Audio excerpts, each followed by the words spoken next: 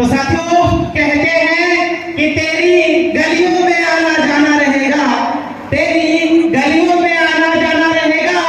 ये यूटेक बिजनेस हर हिंदुस्तानियों का दीवाना रहेगा और लहराएंगे फहराएंगे यूटेक का झंडा हर गली, हर मोहल्ले, हर शहर और कस्बे के अंदर में, जब तक इंटरनेट का जमाना रहेगा। Thank you very much. तो साथियों, नाम सुनील पंडित फ्रॉम सिवान बिहार से। और दोस्तों, आज से करीबन 3 साल पहले मैंने यूटेक बिजनेस की शुरुआत किया। जिन्होंने मुझे यूटेक अपॉर्चुनिटी की जानकारी दिया वो हमारे प्राण स्रोत, वो हमारे अपलाइन, जिन्होंने हमें इस बिजनेस में लाया। मैं बेंगलोर सिटी के अंदर में दिहाड़ी कर रहा था, मजदूरी। 12th पास करने के बाद मेरे पिताजी लेके चले गए बेंगलोर और वहां पे हम 300 रुपया की मजदूरी किया करते थे। तब अचानक अपलायंस का फोन आता है कि सुनील, मेरे पास एक ऐसा सिस्टम आया हुआ है जहां से आप घर बैठे बिना अपने काम को डिस्टर्ब किए हुए डेली का, रोजाने का 250, 500, 700, 800, 1000 रुपया का इनकम ले सकते हैं। ऐसे great upline respected Kohinoor diamond sir के लिए, सामान्य दिनेश शुक्ला सर के लिए आप सभी साथियों से रिक्वेस्ट है कि कृपया करके एक बार अपना जगह पे खड़े होकर प्लीज सम्मानित करें आदरणीय कोहिनूर सर जी को। सत नमन, जिन्होंने मुझे इस अपॉर्चुनिटी के बारे में बताया, यूटेक जैसे बेस्ट अपॉर्चुनिटी के बारे में बताया। Thank you very much. आप सभी साथियों को प्लीज अपने अपने सीट पे बैठ जाइए। तो साथियों, आज मैं आपको अपनी जर्नी बताऊंगा। आज से करीबन 3 साल पहले जब मेरे अप्लायंस था, अचानक फोन आया कि सुनील, मेरे पास एक ऐसा सिस्टम आया हुआ है जिसे हम हमारा मोबाइल फोन के माध्यम से पैसे कमा सकते हैं। थोड़े समय के लिए मुझे शक हुआ, डाउट हुआ, जैसे कि हर पर्सन को होता है। डाउट हुआ कि कहीं सिस्टम ऐसा तो नहीं कि हम बिजनेस की शुरुआत कर रहे हैं, हमारे सामने कई लोग करियर लगाएंगे, अपनी जिंदगी लगाएंगे और उनके साथ में यह गलत हो जाए, अच्छा ना हो। तो मैंने सबसे पूछा, क्योंकि सबको मैं फिजिकली जानता था, तो विश्वास था, भरोसा था। सर पहले भी किसी इंडस्ट्री में लाखों रुपया कमा रहे थे। मैंने विश्वास किया, भरोसा किया, तुरंत 500 बिजनेस बलून से हमने अपने आईडी लगाई और तुरंत बिजनेस की शुरुआत कर दिया। बिजनेस शुरुआत करने के बाद असली जो जर्नी है वो अपना स्टार्ट होता है। जब हम लोगों को बताते हैं तो कई लोग मना करते हैं, कई लोग कई तरीके से कमेंट करते हैं कि भाई आपका सिस्टम अच्छा नहीं है, फ्रॉड है, ऑनलाइन है। क्योंकि ऑनलाइन कामों पे पहले 3 साल पहले उतना भी विश्वास नहीं हुआ करता था। कई लीडर्स को हमने बताया, कई लोगों को हमने समझाया कि मेरे पास एक ऑनलाइन काम है जहाँ से मोबाइल फोन के माध्यम से हम अच्छा इनकम ले सकते हैं। कई लीडर्स ने हमें मना किया, लेकिन साथियों मैंने अनलिमिटेड इन्विटेशन किया और मैंने अपने अप्लायंस से सोशल मीडिया की जानकारी लिया था और मैंने अनलिमिटेड इन्विटेशन किया, जिसकी बदौलत आज हमारे डायरेक्ट में लगभग 1300 आईडी रेड है और लगभग 450 आईडी से ज्यादा एक्टिवेट है, ग्रीन है। और दोस्तों, जब मैं अनलिमिटेड इन्विटेशन किया तो काफी लोग आए, काफी लोग छोड़ के हमारे साथ में बिजनेस चले भी गए, लेकिन कभी मैं हताश नहीं हुआ, परेशान नहीं हुआ। मुश्किलें आई, दिक्कतें आई, परेशानियां आई, कई लोगों ने गालियां सुनाई, कई लोगों ने कई तरीके से कमेंट किया कि तू बन जा लाखपति, तू बन जा करोड़पति, तू दिखावा करता, ये करता, वो करता, फलाना ढिकाना, इस तरीके से कई सारे कमेंट आते हैं। मैं भी होपलेस हुआ करता था, मुझे भी लगता था यार मैं इस बिजनेस में कामयाब हो पाऊंगा कि नहीं हो पाऊंगा। लगता था यार सिस्टम की शुरुआत तो कर दिया अपलाइन की बात मानकर, लेकिन पता नहीं मेरे साथ अच्छा हो पाएगा कि नहीं हो पाएगा, मेरी किस्मत चमक पाएगी कि नहीं चमक पाएगी, मैं इस सिस्टम के मैं अच्छा कर पाऊंगा कि नहीं कर पाऊंगा। लेकिन हाँ, अपलाइन को ऊपर विश्वास था, भरोसा था कि हाँ आज अप्लायंस सर्विस सिस्टम के बारे में बताया है तो अच्छी भी है और साथ सरकार हमेशा रहा है, जिसकी बदौलत साथियों आज मैं आपको बताऊं धीरे धीरे जब पहली बार सर ने बिजनेस बताया था मुझे, सर ने बताया कि शाम को बिजनेस प्लान चलने वाला है, जिस बिजनेस प्लान में ऑल ओवर इंडिया से कई हजारों लोग आ रहे हैं सिस्टम को समझने के लिए, जानने के लिए कि आखिर हम ऑनलाइन काम कैसे करके पैसे कमा सकते हैं।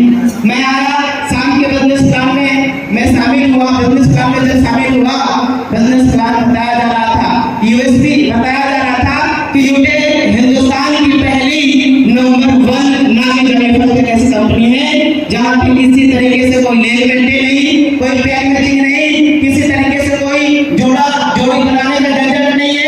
और कमाल इस बात की ये है कि अगर हमने अगर सेकंड रैंक ले लिया तो रॉयल्टी मिलना चालू हो जाता है। साथियों अगर रॉयल्टी हमें रियल में लेना है, बाहर की लाइफ में लेना है, तो बाहर में हमारे पास डिग्री होना चाहिए, साइंटिस्ट, लेखक या गीतकार, लेकिन ये सब डिग्री हमारे पास नहीं था। मैं सोचा कि यही वो इंडस्ट्री है जहाँ पे हम रॉयल्टी ले सकते हैं। फिर हमने काम की शुरुआत कर दिया। जब यहाँ पे पता चला कि इंस्टेंट इनकम आता है, काम करने का पैसा तुरंत आ जाता है, मैंने तुरंत बिजनेस की शुरुआत किया। चूंकि 3 साल पहले मैं मजदूरी करता था, 300 रुपया कमाने के लिए पूरे दिन 8 घंटे गधे की तरह मेहनत करना पड़ता था। और जो लोग मजदूरी करते हैं, दिहाड़ी करते हैं, आप सबको पता होगा और मुझे उम्मीद है कि काफी लोगों ने किया भी होगा। 8 घंटे की गधे की तरह मजदूरी जब मैं किया करता था, मुझे लगता था कि यार ऐसे जिंदगी कट जाएगी। मैं आया तो हूँ जिंदगी में, लेकिन क्या हमारी लाइफ ऐसे ही कट जाएगी? मैं भी अपने जिंदगी में कुछ कर पाऊंगा कि नहीं कर पाऊंगा? हर दिन 20 नए लोगों से बात करता था। जब 20 लोगों से बात करता था, 10 लोगों का नंबर स्विच ऑफ, 5 लोग फोन उठाते थे, गाली भी देते थे, कमेंट भी करते थे, भला बुरा भी बोलते थे, कुछ व्हाट्सएप पर ऐसी चीजें भेज भी दिया करते थे जिससे मैं होपलेस हो जाया करता था। लेकिन मैं अपने अपलाइन से शेयर करता था कि सर मैंने सोशल मीडिया से नंबर निकाला है, कई लीडर्स ने इस तरीके से कमेंट किया है। फिर उसमें से 5 लोग आते थे भी, बिजनेस प्लान समझते थे भी, उसमें से 2 आईडी, 3 आईडी, 4 आईडी ग्रीन भी हो जाया करता था। जब इस तरीके से हमने लगातार हर रोज 20 लोगों को मैंने बिजनेस प्लान में बैठाया, धीरे धीरे मैंने कंपनी का ब्रॉन्ज रैंक अचीवमेंट किया। और ब्रॉन्ज रैंक अचीवमेंट करने के बाद फिर हमारे साथ में जो लोगों ने 15 लोगों ने बिजनेस के स्टार्टअप किया, उनकी मैंने मदद किया। मैंने उनकी मदद किया। मदद करने के बाद आगे वो लोग भी टीम बनाना चालू कर दिए। टीम बनाने के बाद आगे धीरे धीरे हमारा रैंक हो गया कंपनी में सिल्वर। और सिल्वर रैंक अचीवमेंट करने के बाद रॉयल्टी, कंपनी की रॉयल्टी मिलना चालू हुआ। फिर आगे धीरे धीरे मैं ट्रेनिंग मीटिंग में आता रहा। मैंने डे 1 से मैंने कसम खाया था कि सर अप्लायंस सर चाहे मेरे साथ लोग आए या ना आए, मैं आपसे कसम खाता हूँ, वादा करता हूँ कि मैं डे 1 से लेके और आज तक कभी भी मैंने इन बीते 3 सालों में मैंने कभी मीटिंग ट्रेनिंग छोड़ा नहीं है सर। तो साथियों मतलब हर दिन मीटिंग अटेंड किया करता था और धीरे धीरे कंपनी में गोल्ड बना, प्लेटिनम बना और दोस्तों आज कंपनी के अंदर में डायमंड रैंक है। और साथियों जब मैंने कमिटमेंट किया कि मैं कहा करता था अपने माता जी से, मम्मी से कहा करता था कि मम्मी जब हमारी खुद की शादी होगी ना तो अपने पास अपनी खुद की कार होगी। और एक ड्रीम था, ख्वाहिश था, सपना था कि इस डायरेक्ट सेलिंग में यूटेक कंपनी के अंदर में हमें करोड़पति बनना है। और जो अपनी खुद की वाइफ आएगी ना सर, अपने पर्सनल गाड़ी में, भाड़े की गाड़ी नहीं, किराए वाली गाड़ी नहीं, खुद की पर्सनल गाड़ी में आएगी। और साथियों 5 सितंबर सन 2024 को हमने यूटेक बिजनेस से 799 रुपया में थी फ्रांस की टॉप मॉडल गाड़ी अल्फा 15.5 लाख रुपया का हमने यूट्यूब बिजनेस से परचेज किया। और ये इस बिजनेस की पावर है, ताकत है। और दोस्तों आज 4 व्हीलर ही नहीं, इसके साथ ही साथ मैंने अपने जेब में 1.5 लाख रुपया का फोन, जो हर एक नवयुवक, हर एक लड़का का ख्वाहिश होता है, सपना होता है कि अपने पास भी लाखों का फोन होना चाहिए। और साथियों हमने इसी बिजनेस से लाखों का 1.5 लाख रुपया का फोन सैमसंग S24 अल्ट्रा हमने इस बिजनेस से परचेज किया हुआ है। और ये इस सिस्टम की ताकत है, इस सिस्टम की पावर है। साथियों मैं एक स्टोरी सुनाना चाहूंगा, और ये स्टोरी हमने लगभग 7 साल पहले हमने किसी से सुना था। साथियों एक परिवार में, एक गरीब परिवार होता है जिसमें 4 लोग रहते हैं, 4 लोग रहते हैं। और उसमें एक 4 लोग में जैसे एक माता जी, एक पिताजी और एक भाई और एक सिस्टर। एक सिस्टर होती है जिसकी ख्वाहिश अपने पिताजी से होती है कि हमारे पिताजी हमें अच्छे स्कूल में भेजे, हमारे लिए कपड़े लाए, सलवार कमीज लाए, हमारे लिए गहने लाए। उसकी ख्वाहिश रहती है अपने पिताजी से। अब चूंकि पिताजी मजदूर होते हैं, उनके सपनों को पूरा नहीं कर पाते, वो हर दिन रोती है, चिल्लाती है कि हाँ हमारे पिताजी मजदूरी कर रहे हैं, 300 रुपया कमा रहे हैं और हमारे सपनों को पूरा नहीं कर पा रहे। एक दिन हुआ क्या, जब वो ऐसे ही कह रही थी, हर दिन अपने पिताजी से जिद करती थी, लेकिन उसके पिताजी चूंकि गरीब थे, कर नहीं पाते थे उसके सपनों को पूरा। लेकिन वो लड़की अगले दिन चली गई पहाड़ के ऊपर कूदने के लिए कि हाँ अब हमारी जिंदगी व्यर्थ है, अब हम अपने जिंदगी में कुछ हो ही नहीं पाएगा, हमारे पिताजी हमारे सपनों को पूरा ही नहीं कर पा रहे। तो ऊपर से एक आवाज आती है कि बेटी क्या करने जा रही है, अभी तुम्हारा भाई तो है, तुम्हारे सपनों को पूरा करने वाला। फिर वो वहां से चली जाती है। घर आने के बाद फिर उसकी जो ख्वाहिश होती है, सपने होते हैं, उसके भाई के साथ लग जाते हैं। अब भाई से वो उम्मीद करती है कि भाई हमारे लिए गहने लाएगा, हमारे लिए कपड़े लाएगा, हमारे लिए अच्छे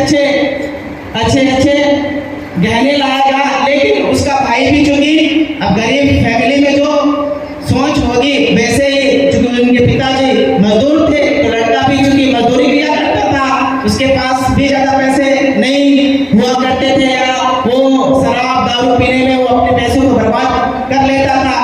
उसकी सपने तो थी, लड़की के सपने तो थी अपने भाई के साथ में, लेकिन वो भाई भी उसके सपनों को पूरा नहीं कर पाया। फिर वो लड़की निराश होके, परेशान होके चली गई ऊपर, पहाड़ के ऊपर कूदने के लिए। फिर ब्रह्मांड से एक आवाज आती है कि बेटी तू क्या करने जा रही है, अभी तो तुम्हारी शादी नहीं हुआ, कोई बात नहीं, तुम्हारे पिताजी ने तुम्हारे सपनों को पूरा नहीं किया, तुम्हारे भाई ने तुम्हारे सपनों को पूरा नहीं किया, लेकिन अभी तुम्हारी तो शादी करनी बाकी है, तुम्हारी शादी होनी बाकी है, तुम्हारे हस्बैंड तुम्हारे सपनों को पूरा करेंगे। अब ये बात सुनकर वो चली गई। कुछ दिनों के बाद उस लड़की की शादी हो जाती है। जब लड़की की शादी हो जाती है, क्योंकि बैकग्राउंड गरीब फैमिली का ही था और शादी तो गरीब फैमिली में ही होगा, अमीर में नहीं होगा, तो उसकी शादी भी गरीब फैमिली में हो जाती। जब गरीब फैमिली में शादी हो जाती तो उसका हस्बैंड भी ज्यादा कुछ कमा नहीं पाते हैं, और वो भी हर दिन का 200-300 इसमें वो अपने जो लड़की थी औरत बन जाती है, अपने सपने और उसके अपने हस्बैंड से लगा रहता है कि हमारे जो हस्बैंड है हमारे सपनों को पूरा करेंगे। वो ख्वाहिश करती है कि हमारे जो हस्बैंड है हमारे लिए महंगे साड़ियाँ लाए, 3-3 हज़ार का, 10-10 हज़ार का, 5-5 हज़ार का, लेकिन बेचारा उसका हस्बैंड भी हर दिन 200-300 रुपया कमाते थे।